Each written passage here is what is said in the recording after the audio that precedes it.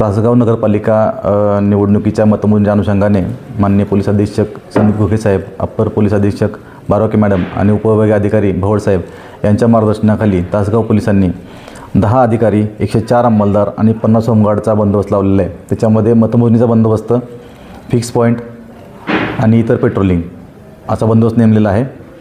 3 अतिरिक्त वाहनं आहेत पेट्रोलिंग करता आणि कोणताही कायदा व सुव्यवस्थेचा प्रश्न निर्माण होणार नाही। तसेच सर्व उमेदवारांना आणि कार्यकर्त्यांना आवाहन करण्यात येत आहे की विजयी उमेदवारांनी विजय त्यांचा संयमानं साजरा करावा। कुणीही मिरवणूक काढणार नाही, गॅदरिंग करणार नाही, जास्त लोक 5 पेक्षा जास्त लोक जमणार नाहीत, त्यांच्यावरती कायदेशीर कारवाई करण्यात येईल।